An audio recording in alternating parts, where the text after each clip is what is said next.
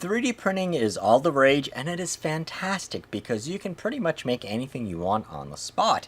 Now, the cool part about 3D printing in particular is that now it's becoming a lot more readily accessible, and you can pick up a 3D printer for about $100, even cheaper here on Amazon. And one of the cool parts is that you can get filament that's glow-in-the-dark filament. So from iSanmate, I picked up this filament and I've been printing with it. My daughters love when I am able to 3D print for them, let's say dolls, things like that. And for one of my daughters, I wanted to 3D print a glow-in-the-dark owl so she can keep with her. I looked at a couple of different ones, and this one actually had pretty good ratings, so I decided to take a chance on it. And I did that, and then so much more.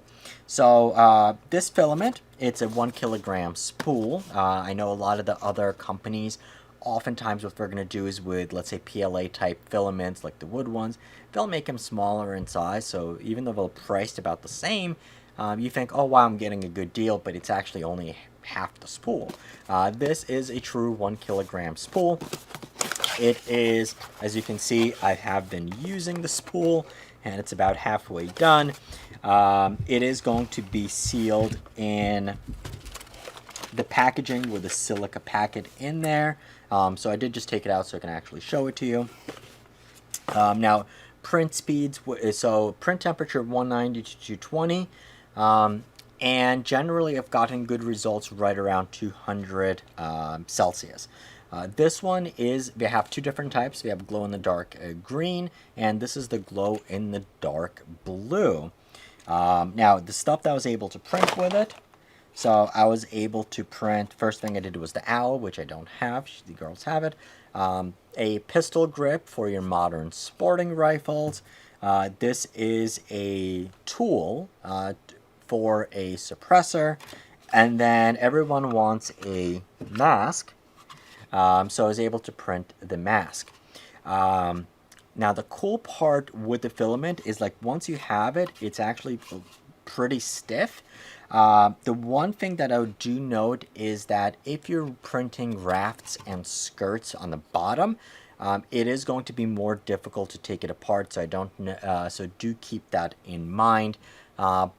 You might want to basically print without it and just play around with your temperatures to make sure that the first layer sticks to the bed, so you don't need to do a raft. Because removing it is going to be a little bit more difficult.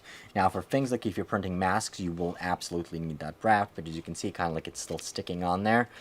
So I haven't, I'll just basically need to go back through and smooth it out. But interestingly, do note, so for example, like the eyes and everything here came out really, really clean. Just a little bit of droopiness right around the mouth, but very, very good filament.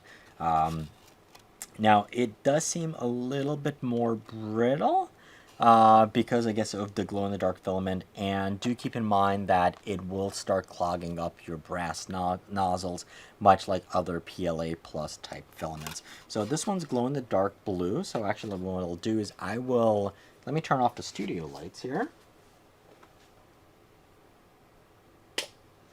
That's one.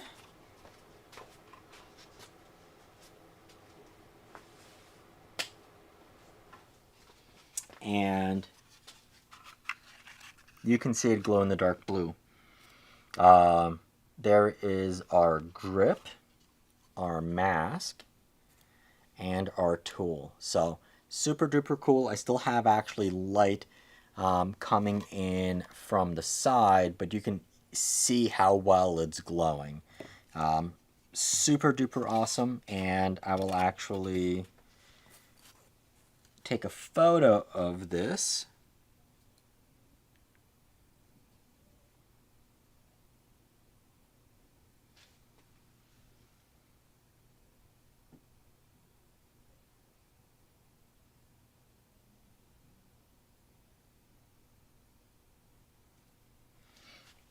So you can see for yourselves. So that is the iSanmate glow-in-the-dark filament.